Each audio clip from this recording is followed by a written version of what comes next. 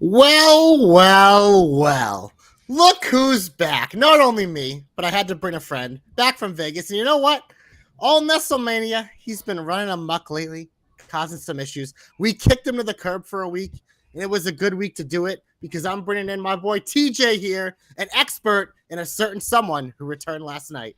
Well, thanks for having me. It's good to see Nestle going to timeout after all those awful takes last week because I couldn't deal with it. You were surely missed last week. Yeah, I got in. Obviously, I heard a little bit live when I hopped in the pool there, having my pina colada, but I didn't really get to fully catch up till Sunday. And TJ, boy, was I upset at some of the things he said. So we'll try to rectify it this week, but we only start the show one way on the Jobber Knocker, and that is in the shine. Always in the shine, Mandy Rose, the measuring stick. But someone else, TJ, another former NXTer, returned on Raw, and I'm sure is your greatest shine of all time. It was my greatest shine. It caught me off guard, too, because I was just kind of, dozing off to sleep, watching Raw, and then all of a sudden I hear the music, and I'm like, no way. And I was waiting for Austin Theory to come out and just troll us all. And then when Johnny Gargano actually walked out, I popped real hard. It was really exciting.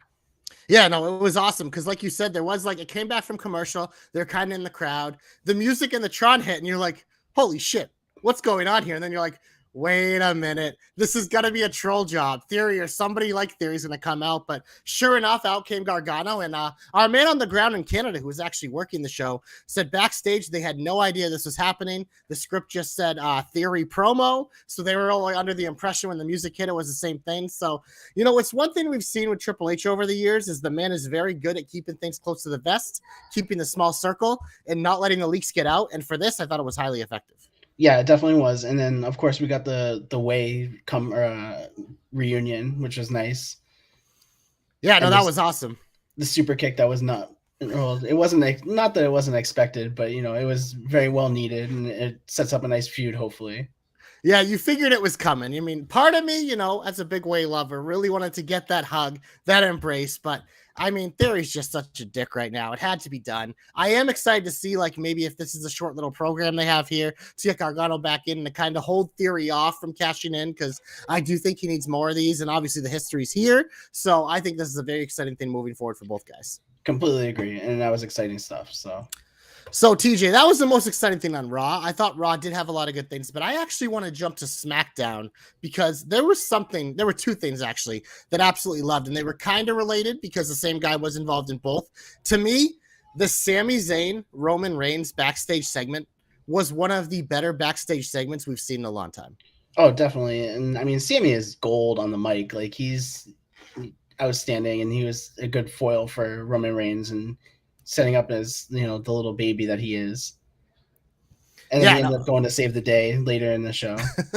Yeah, no, that was cool. And that was the big thing of this is that the Usos obviously weren't allowed to, they didn't come to Canada. They got a well-deserved night off. So I think that was kind of Roman's motivation here. It's not really use Sami till he needs him. And like you said, it did pay off because he saved him from a Claymore at the end of the show, but it didn't stop Drew from eventually getting one up on him. But the one thing that keep an eye on is obviously, I believe that Sami has the issue with Jimmy. But Roman did say, he's like, why don't you bring that Intercontinental title back to the Bloodline? Obviously, Sami came up short, but TJ, probably my favorite match of the week was that Fatal 5-Way. That thing was super hot fire! It was great because usually multi-man matches like that are fun because you get lots of little feuds and lots of little battles and whatnot. And they maintained I think it was a 3-segment match too, which was really great, great to see, and get to see lots of things, including a shirtless Baron Corbin, which we haven't seen in quite some time. Hey, we all win when we see a shirtless Baron Corbin. So,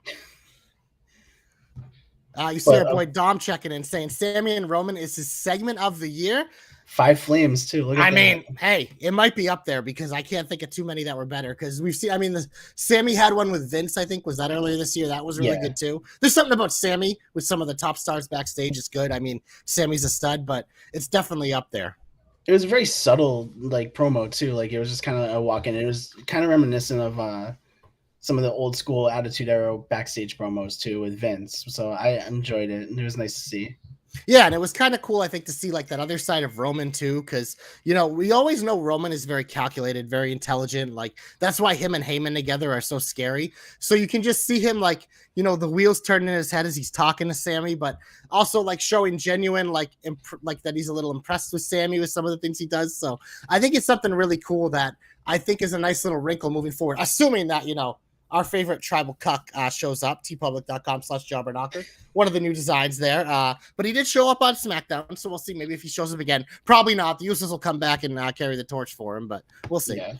Let's talk about Drew McIntyre for a minute, because he maintained his momentum that he built last week. Because last week on Raw, he was super hot fire on the mic, and then he carried it over to SmackDown. I think he continued that momentum that he's got going. And it was nice to see the pose down at the end with the belts. So we'll see if he can keep that going till Cardiff. This is the most interested I have been in top star Drew McIntyre probably ever for me personally, because I thought that promo, he really showed something. It was okay, I feel like they kind of took the cuffs off a little bit. I think he was a guy that probably had a lot of freedom, but it just that promo with KO was the most comfortable I think I've ever really seen him without being the hokey dokey, oh, I have a sword or whatever. He's kind of always felt like a big goofy cartoon character to me, but him dialing it back in was good. And now when I'm watching him and Roman, it does feel a little more legit. And I am coming around to that. I would be completely okay if he was the one to beat Roman, which is something I probably wouldn't have said even a couple weeks ago. Yeah, and I think Nestle is right when it comes to what's going to happen at the end of Cardiff, and I can't believe I'm saying that, but I think leading into Karrion Kross's promo, I think Karrion Kross is going to cost him that, and then Austin Theory might cash in, because Karrion Kross's promo was all about Drew McIntyre, all about him being the chosen one, and it's just going to set up a feud. And I think Drew's going to win. He's going to have that pose with the pop in Cardiff, and then Karrion Kross is going to come out and attack him, and then we get Theory. But I hate saying Nestle's right, but he could be right about this. He's wrong about everything else, which we'll get to. But as Bertsky says, the chosen one, that again, it's that little extra layer that they're adding to this feud that's making me interested. But yeah, I am curious your take here, because obviously Nestle and I go back and forth, and we've talked this about a million times, but it's nice to bounce off ideas on someone new here. Is that because obviously the titles right now, they are unified, as you see, the tribal cuck. But obviously with the Money in Bank, there's at least an opportunity there with somehow maybe to split them. There's rumors of a draft possibly coming after, soon enough, where they maybe could split the titles again. But obviously if Theory cashes in or McIntyre wins, do you see a scenario where maybe they could figure out how to split these titles sooner rather than later? See, I thought they were going to split it with Money in the Bank too, because they originally said it was for a world title shot, but now they've been saying for the WWE Universal Undisputed, whatever they're calling it today, championship. So, sorry, I saw someone wrote #Nestle Stinks. So. Our boy Doc checking in from one of his many podcasts. You heard him last week, the TLDR Comic Book Club, the Backcracker. He also, is saying bring back himself. Doc, let's calm down. I like this one better. We're gonna go Nestle Stinks. I might just leave that up the whole show. Yeah, that's good. No, but I think it is interesting, because I think that would be a way to do it. It's just as hunky. And one thing I did notice is in Theory's promo last night, is he kept saying the undisputed WWE Universal Championship, which I know it's the WWE and the Universal, so that is still kind of the combined. But I thought it was interesting that he can't, it was the Universal was the part that stood out to me, because I think the other one you could call the WWE World Championship. So I don't know if that's kind of hinting that maybe if he cashes in and he only gets one or something, but I don't know. There's definitely a way they can do it, but they are going to have to do it right so it isn't clunky. Yeah, agreed. So I'm curious what else you liked for Shine this week, TJ, as I take unlike our boy Guthrie, I really enjoyed the women's tag match on SmackDown between Toxic Attraction and Natalya and Sonya. I enjoyed it. It was a fun match. He buried it and said it was the worst thing that he's seen. So He's got some bad takes though, so He does, and we might get to some Guthrie bashing later with some things because it's like our favorite thing to do here. He agrees with Nestle too much, and Nestle's not here, so you know what? You got to go at him. But yeah, I will say this, TJ. I didn't hate the match. I didn't think it was terrible. I thought the one on Monday was fine. It was a little clunky as well, but the Friday match was not our girl Gigi's best showing, and I love her. Gigi, if you're listening, I'd gladly marry you. But in terms of that match, that wasn't it. I didn't think it was good. This is my Nestle coming out in me a little bit here because it was a fun match. I think she was hurt though. So she might have been, yeah. And as we now know, Toxic Attraction, even though they picked up the win, have been removed to the tournament because of Gigi's injury. So they're having a last chance fatal four with the 4 eliminated teams, which we'll get to later. But yeah, no, to me it was. I thought it was all shine of them being there, getting to see them on SmackDown. I was even excited this week in their semifinal match that maybe Mandy would come with them, but yeah, that was a little disappointing. Mandy didn't come with them because that would have been always nice to see. Put her on a. Ooh, Dom says sack of shit. I don't know what he's referring to. Probably that match. I don't know if I'd call it a sack of shit, but it certainly wasn't that bad. It wasn't as bad as Guthrie made it sound out. No, but I mean, I saw his tweet and I was like, come on. No, there's a little Nestle in Guthrie. They get along pretty well. Even though I'm the one who went to high school with Guthrie, it's like Nestle and Guthrie seem like they came out of the womb together. That could have been why I enjoyed the match too, because I had no expectations. So I think that's definitely part of it. Because for me, like when I was watching it, it didn't really take away from it because I was so excited to see Toxic Attraction get their opportunity to shine for a bigger audience to see them. And JC's honestly been doing great work in NXT. I think she's one of the more underrated women's wrestlers on the roster. She doesn't get the credit because she's next to 2 of the hottest women on the planet. So it just is what it is. But no, I think it was definitely, I agree that it was shine that they were there. But Jesus, I almost called you Nessa. Oh my goodness. Oh no. Between my Vegas fog, the illness I brought back with me, which is why I'm drinking piss, and then just like too much time with him. Oh boy, I called you Nestle, TJ. I would like you to forgive me, but I would like to go to another part of Shine since we're talking about Nestle. I'm putting Liv Morgan in the Shine, baby. Ooh. She got the big clean win over Shotzi. Shayna attacked, but here's something I want to say as Bert points out that he's on the JC fan club. I agree. Is because I've listened to Nestle, especially last week, bash on Liv, and Doc, I will say you did a great job. Besides this was your opportunity. Is like, what do you want when you're booking Liv versus Ronda? And this is directly at Nestle specifically and many other people. It's just like, do you want her to go out there and just win clean and look like a great champion? That don't make no goddamn sense. Liv Morgan is an underdog. It is incredible that A, she even got to this point. B, she survived this long in the WWE, and C, now that she is an unexpected champion.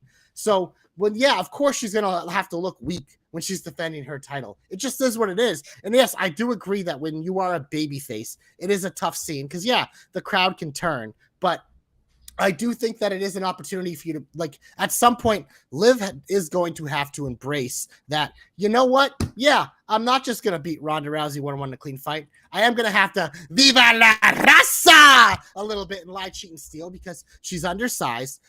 Ronda's, like, legit one of the baddest women on the planet. Like, that's why a lot of the times when you see a lot of the smaller superstars, when they win championships, they turn heel pretty quickly and they get a faction. Because it's an easy way to protect them. So it is a little bit of uncharted territory. But when you complain about the way they're booking Liv, it's just like, okay, then give me a reason how you do it differently. Because you got a babyface champion who is an underdog. How do you expect her to defend her title when she's going against Ronda fucking Rousey, who probably, like, arguably, you line up a bunch of women all time, she might be the toughest. So it'll be interesting to see how they do book her versus Shayna. They could just have her beat her clean as a sheet, which, the way Shayna's been booked in her main roster career is believable. Real life, maybe not so believable, but that's just something I want to point out here is I think you're looking at it one way. You have to look at it from all different ways. Is that maybe they are building a storyline here where eventually there will be a Liv turn or something, but in the short term, they can't bust out all these little tricks because it isn't believable for little old Liv to beat Ronda Rousey 1, 2, 3. Yeah, and you brought up Eddie Guerrero. I think her championship reign is going to be more like Rey Mysterio, where she's going to be the underdog the entire time, and she's going to have to weasel win victories throughout the time. I mean, you look back at Rey Mysterio when he was world champion, like, he never had easy wins. Like, they were always difficult. He was up against someone much bigger, much stronger, that it wasn't believable that he was going to win, but he utilized that underdog, and I think that's exactly what Liv Morgan's going to have to do in this, and I think she's doing a good job with it right now. I mean, and there was a big victory for her over Shotzi. Yeah, no, it was a much needed win. Someone like Shotzi, you can go out there and have her have a good performance, kind of get a little bit back, but especially leading into the Shayna. But another guy is, I mean, you look at Daniel Bryan. Like, I remember some of his feuds. Remember, he was in like a triple threat with Mark Henry and Big Show. It's like he shouldn't win that, but it was a triple threat, so he let them beat up each other, and he weased his way out. So there's always ways around it. I do think because I think that Liv's reign has already lasted longer than most people thought. I thought they thought it would be a short thing, so I don't expect it to end in Cardiff. I do think this is probably. I think maybe before the Rumble, she might drop it, maybe in the late winter, but I do think this reign is going to continue to last a little longer than most people expect. Yeah. What else you got for Shine this week, TJ? I had Balor and Ziggler, especially the opening, the segment leading up to it with them, bashing each other for being the same age, and then the slap, and then are you going to be a little bitch and get up? And there was a great little segment, and then the match was a banger. Like the two of them can go, so it was nice to see a nice match in Raw. We've been seeing lots of great wrestling. Yeah, I was super excited when I saw this was a match, and like you said, the backstage thing kind of like set me up for it too, because I was like, "Ooh, Ziggler looking like a badass." I like that, and like Finn's like a little chihuahua right now. He's really cocky, but he did back it up. He got the win, so I did enjoy that. But it was funny. I think there was a chant at the beginning of the match that was "You can't wrestle," and I was like, "Who the fuck are you chanting that at?" He's like two of the best. Yeah, I heard that too, and I'm like, these are two of the best that can go, and you're gonna chant "You can't wrestle" in that? Like, come on now. That's just someone trying to get on TV. Yep, for sure. And, Raw honestly has become, I've said it the last like month or so, or pretty much since Triple H taking over, maybe even a little before, it's become my second favorite weekly show. And a lot of it's because you get that good mix of character and the good wrestling. Another example of the really good wrestling was Gable and KO. Obviously, to get there, we had the entertainment before. Shush, please. I mean, Gable's mic work right now is up there. I'd put his work against anyone in this current run he's doing. It's so entertaining. He's the perfect heel to send out there for the crowd. I kind of expected KO to come out because obviously he was undressed in Canada. But the one thing that did bother me a little bit about it, and this is a little bit of Nestle in me. It's just like these guys were thick as thieves like a month ago. And so when he came out, I did want a little interaction that would have at least acknowledged that. Because like Gable was his guy when he was going at Ezekiel, and they just kind of ignored it completely, which maybe KO's just put on this stone face, like gone back in time, reverted to what he was. But I would have liked at least a little nod in the promo before the match started of that. So, but besides that, the match was awesome. The segment was a lot of fun. Yeah, lots of good matches on Raw, because even Edge versus Priest was great. Like that was a great match with some great story, and Edge did a great. Oh, someone said, "What do you think of Finn's new music?" Love it. I actually really like it too. I thought it really fit his heel persona. I like that him and Priest both have like new Judgment Day music, but when they come out for their singles matches, it's something unique. That's the one thing I always kind of like about factions is like there is a faction song, but each individual person still has their own song because it kind of keeps that variety. So when you have, the two guys in single matches on the same show, you're not getting the same thing over and over. But I did like it because obviously like Finn had awesome music, but it was very babyface music. So this fits a heel much better. You mean you didn't like when you heard the NWO theme 16 times on Nitro? No, like that shit, like it's yeah. I mean, our boy Tony Khan over in AEW has apparently been trying to do it with the Trust Busters, just playing that song over and over again because everyone wants the Trust Busters, apparently. Yeah. We'll get there. Yeah. So I'm curious. I have a few other things here I do want to talk about. That is, I know you're a big fan of his, back from when he used to write for NXT. Dexter Lumis has been obviously lurking around Raw, causing some havoc, but we got an abduction this week, TJ. Dexter Lumis abducted The Miz. I popped for this big time. I did too. Like it came out, like I don't want to say it came out of nowhere because he popped up, but he literally snatched him. Like he looked like he was dragged him all the way up the stairs. He looked like he was a pro at kidnapping. So I'm a little concerned what Dexter Lumis is doing on his side job, but he just dragged him up the stairs, and The Miz couldn't even fight back, and no one really said anything. It was just kind of like, oh, what's happening? Yeah, no, I thought it was kind of cool because obviously we've seen Lumis kind of lurking around Miz and AJ, and we obviously saw someone like assault AJ in the same thing in a different masked man, which I kind of zoomed in on his face. I don't recognize him, so maybe he is someone they've signed, or maybe it truly was a random or a plant or something. But so that I think is something interesting to think about. But obviously, like Dexter was the star of this because we know who he is, and him and The Miz, like if for a character like Dexter to really, really be successful, especially on a first impression. Once again, The Miz is a perfect guy. Yep. So absolutely. It's good to see that. We'll see. I'm kind of curious where they're going to go with it, or how long The Miz is going to be gone, or if he's kidnapped, or what Dexter's going to do with him. But Hopefully it leads to some wrestling. Yeah, I will say, when I first saw it happen, I was like, man, it kind of got me thinking, like, the Miz is tag team partners with Ciampa, who is Johnny Gargano's old tag team partner, who is like the father-in-law to Dexter Lumis. So I'm like, could it be Gargano pulling the strings on Lumis, or Lumis doing something for Johnny to pull the strings to get Miz away from Ciampa so they could be reunited? But then, of course, immediately after this segment, Gargano came out on his own and just completely threw that theory, quote unquote, out the window. So just like there's a lot going on here. So, but I thought it was interesting. I think it's just kind of cool though that we're talking about a bunch of people all around the way. And I think that's the biggest theme in general for why WWE has been so fun is they've taken all these acts that we were getting really excited to see on the main roster that never got the opportunity. Triple H has brought them all back like he hasn't missed a beat, integrating them into what he already has, and it's just making it a better show. Yep, completely agree. So last week, Nestle and Doc talked about Hit Row and how they had an awful promo and whatnot. I think what they did this week is what they should have done last week, because I thought it was gold and a nice little rap, and they should have just used that as their reintroduction. Yeah, no, I thought this played off perfectly, because I always like when you're literally elevating multiple different things at once. So obviously the male models come out, they're doing their thing, and they obviously have a little thing going backstage with the Lotharios and Maxine, who seems to be a little smitten with Angel and Humberto. But I did love how they do this, because obviously they came out to have their time and they were just interrupted by Hit Row. I think that's what you kind of have to do, because Hit Row, we got such a light taste of them when they first debuted. And it was such a light thing, and they're cool.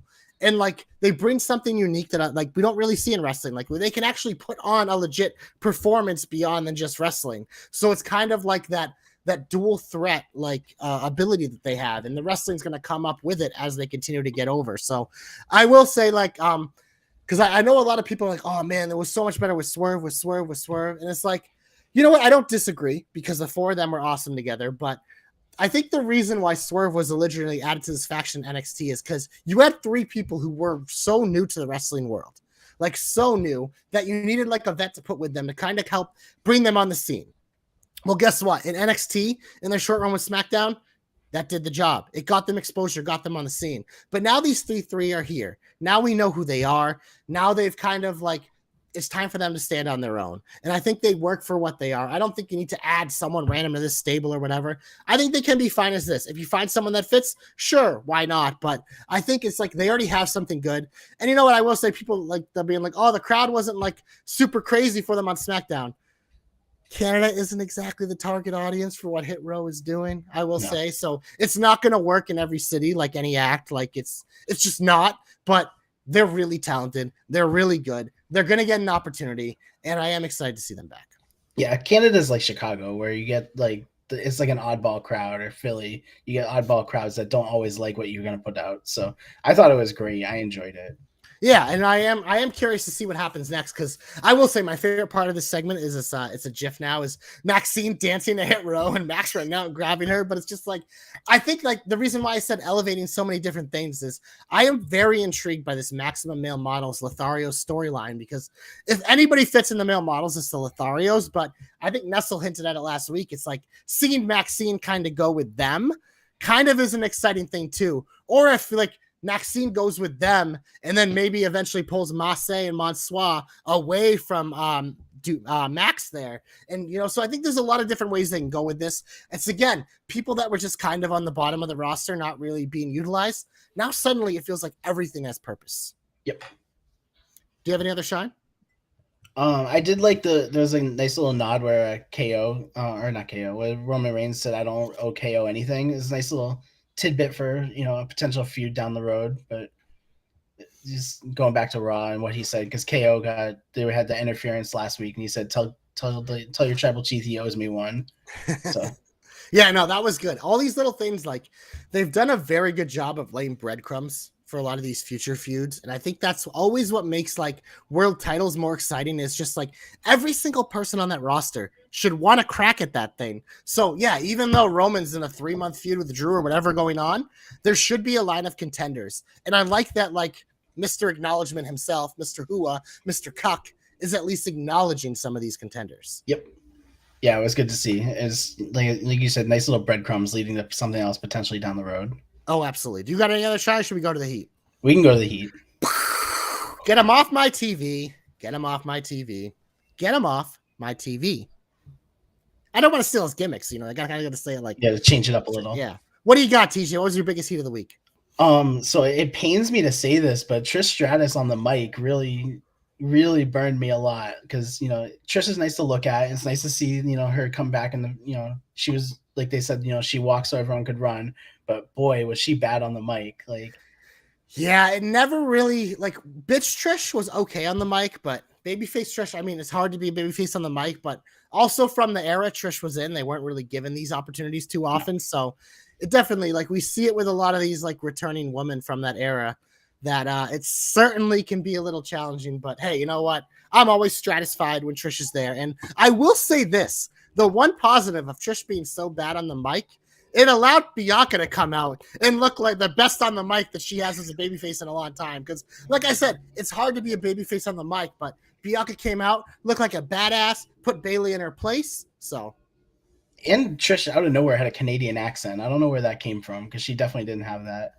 Yeah, no, that was, I think someone said it in the thread. I don't know if it was you or someone oh, Trish picked up a Canadian accent for the night. It was like the opposite of Kofi Kingston. Like Kofi lost his Jamaican accent. She just got a Canadian accent out of nowhere. Oh, man. I guess it's like me. I pick up my Boston accent when I hang out with people from home, so.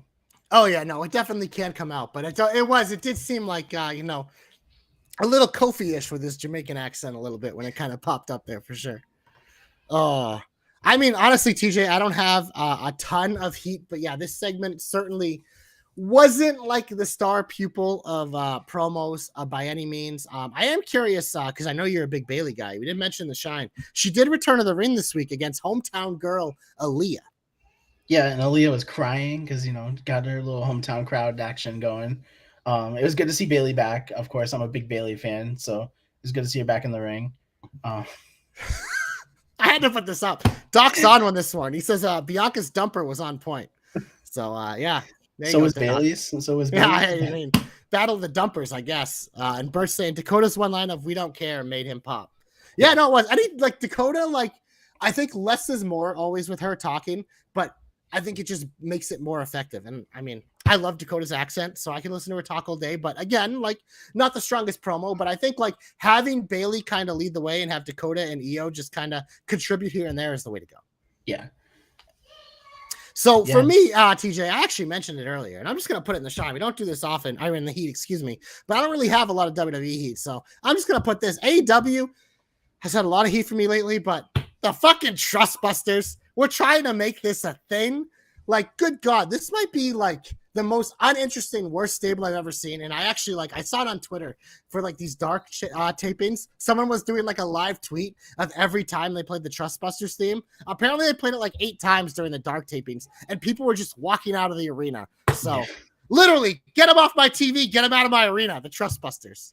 Yeah, AEW has actually had a lot of heat because now they're rushing a world championship match too. That one threw me off. Hey, you know what? We don't have a lot of WWE heat. Let's just shit on AEW in the heat this week. How about that? Sounds good to me. Have at it. Let's talk about this world title match out of nowhere. Yeah, I mean, CM Punk had a great promo. I mean, he was on fire, and then Jon Moxley came out and they brawled, and then they brawled again later in the show, and then they randomly on a whim announced that they're going to do a unification match on Dynamite this week. No hype, no pomp and circumstance. Just you have a pay-per-view in 2 weeks. Why not just do it there? So. Yeah, and it's in Chicago too. So that's why to me it's I think that they got the internet obviously very riled up, being oh my God, Punk isn't playing ball. Punk and Mox hate each other. Punk hates Heyman because of this and that. It's just look it. I'm still of the opinion that the MJF thing was I'm sure it's real things, but I think they really turned it up to make it something. And but I'm kind of the same ilk here where it's just we like to shit on Tony Khan in a fun way, but he's also he's a very intelligent wrestling mind when he has a good idea, and using something like this and restaging a Punk walkout or something, I don't think is out of the realm of possibility and it's something he would do. Because I still think that, I know this title match is supposed to be Wednesday. So if you're listening to this after Wednesday and it happens, whatever, but I'm still thinking some chicanery might be happening here, and this match won't happen, whether it's Punk doesn't show up or something or other or whatever. Or who knows? Maybe it truly is going to be Mox and MJF or Punk and MJF or Punk and someone else or Mox and someone else at All Out. But I don't know. I just have a weird feeling that there might be some bullshit going on with this whole feud. I agree. I think we'll get there when we get to our hopes later.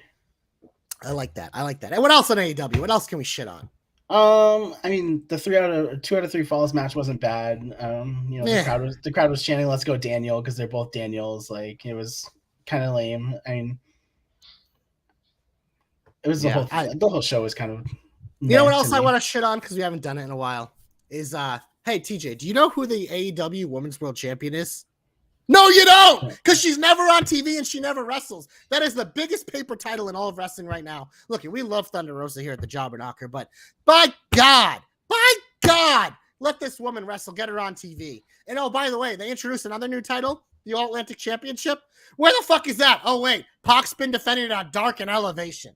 Are you kidding me? Then we have this bullshit Trios title. Good God, man. I can complain about AEW all day with some of this shit. There are parts that I love. Acclaimed Gun Club, A+. A+, Orange Cassidy, anything he touches, A+. Still loving Wardlow. But good God, the rest of their show right now is fucking terrible. Yeah, it's pretty bad. I haven't watched it in a while, too, and I just popped it on just so I could, be ready for today. And Doc, it's interesting how you spelled my name there. I like that. But, I definitely brought some things back with me from Vegas because I've been sick as a dog pretty much since. Hence why I'm drinking my piss concoction here of emergency. But, yeah, no, it hasn't been the easiest. Luckily I've been working from home, but ooh, and you're angry, and now you're going all fired up from AEW. So I know. So we're just gonna get hopeful. Glorious, you're my only hope. Hit me with your AEW hope take. So we talked about AEW a little bit. We talked about the match that's gonna go down on Wednesday. I don't know who's gonna win. I have no predictions. It could go either way. I'm thinking Mox is gonna win because I think CM Punk's still hurt, but we'll see. But just like when they had the unification match in Raw and back in 2011 and CM Punk return, I'm expecting an MJF return. And I think they're going to set up MJF versus the winner at All Out. And I think it's about time for MJF to be crowned champion. It's been too long. It has been too long, and I think it's MJF's time. So, hey, that's a hope I can always get behind as a big MJF guy. I would be cool with that. Like I said, like the cool thing about all this going on right now is I think there's a ton of moving parts. We're waiting for the MJF shoe to drop because it sure did seem, and I think I read something like even before, I don't even know if this is true, maybe I imagined it, that he kind of wanted to take the summer off to rest for injuries, so the storyline kind of fit, but I don't know. I think that it's one of those things that when he does come back, it's going to be awesome. Having him come back and immediately win the title would be fucking awesome too. Yeah. I am curious because Dom's saying the title's gonna go right back on Punk, and it very well might. Hell, I'd take Punk MJF too, but I don't know. I'm calling bullshit on Wednesday. You're calling a Mox win. Dom's calling a Punk win. So that's what's cool about this is, as painful as it kind of has been and disoriented and weird, like the coolest thing about wrestling is when you can't really predict what's going to happen, and AEW is at least nailing that with this right now. Yeah, because it could go either way. I originally thought it was going to be CM Punk, but he still looks hobbly on that foot, and I mean he seems like he's a perfectionist, so he's not one to go out there and give a shit match. CM Punk is also really, really good at fucking with you, so I could also see him like faking that limp and all that bullshit, but maybe he's faking it to the ring on Wednesday. And he goes and he smiles at Mox and just beats the piss out of him. So I think there's a lot. It's like there's a lot of different things going on here. It's hard to predict. So I think that's good. It's a good hope. I'm pro MJF. My hope, though, you know what? We're going back in time, TJ.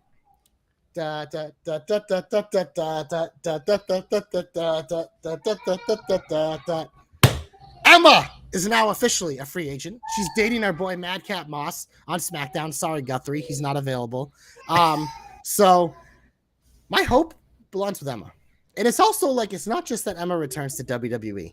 Sure, she can return soon, do her thing, probably be on SmackDown, maybe make some Emelina jokes along the way, but have her come back as a badass she was. Because Emma was a badass. She is a badass. Love to see her back, but my hope goes longer than that. Because we get to the Royal Rumble. At number 1, out comes Emma. She's doing her thing. Then there's kind of a pause. And someone else returns, TJ.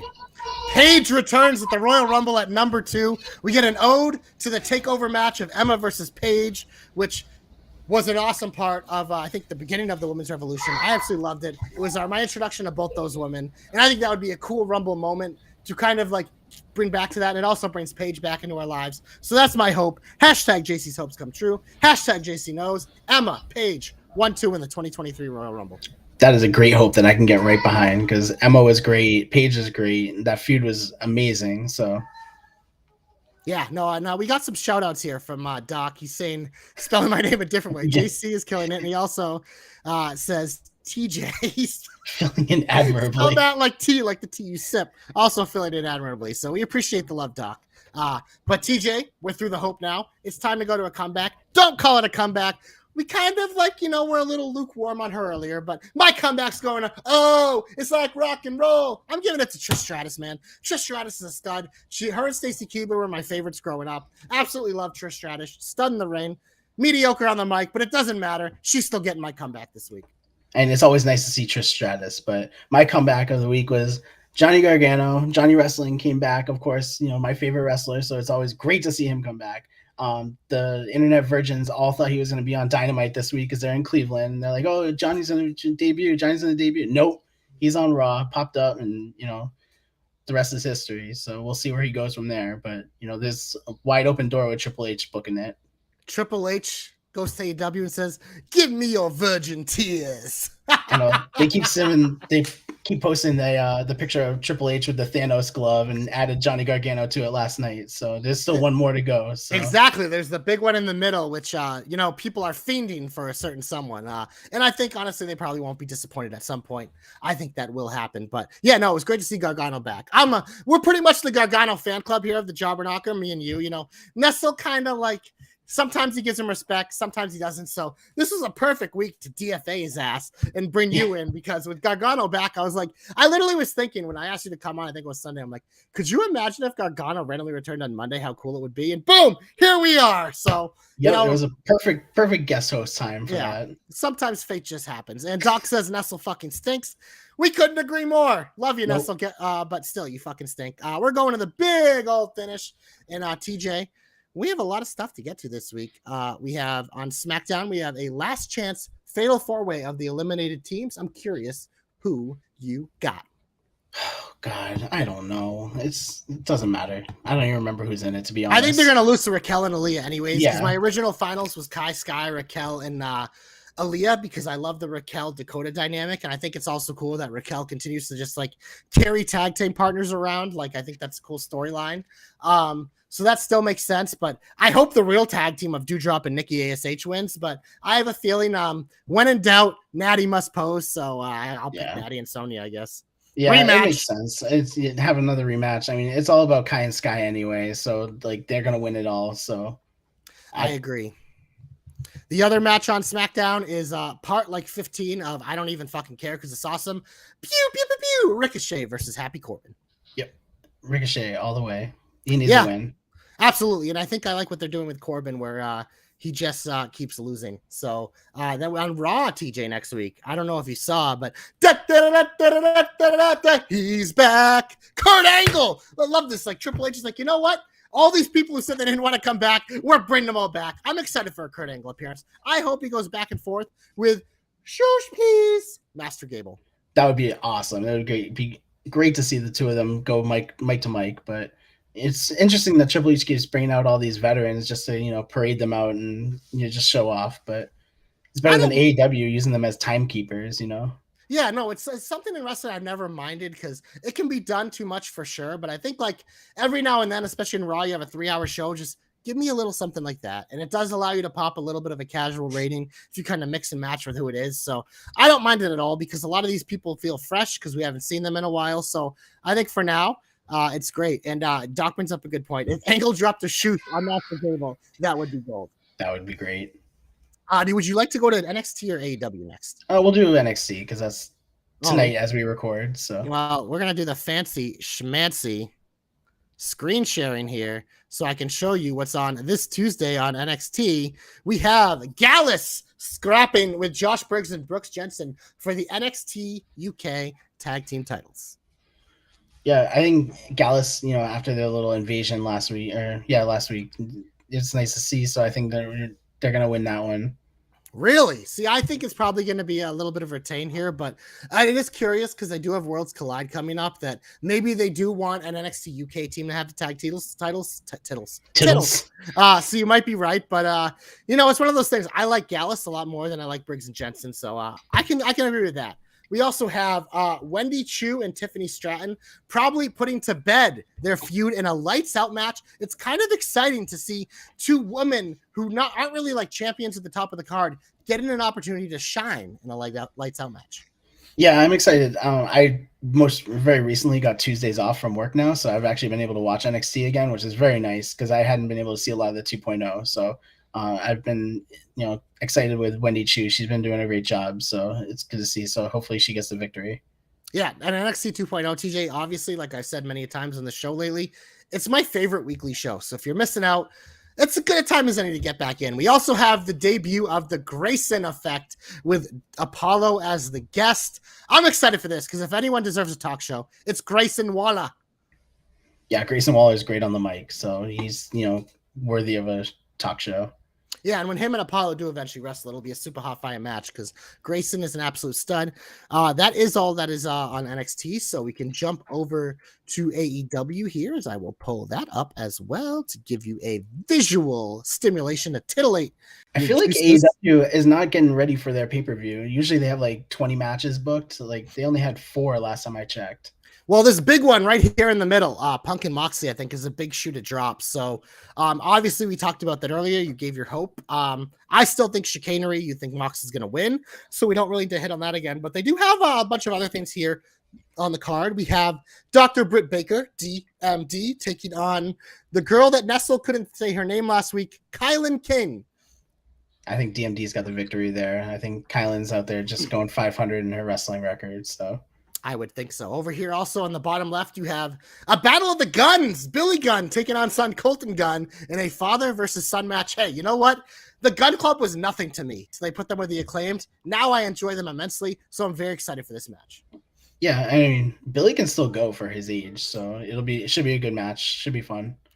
Then we have something else that should be a really good pro wrestling match between Dax Harwood and Jay Lethal.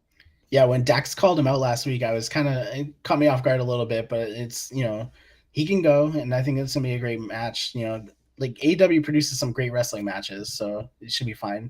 Oh, for sure, because I could give 2 shits about Jay Lethal and his faction, but this match will probably have my attention, and TJ, we also get to hear from our boy, Ricky Starks.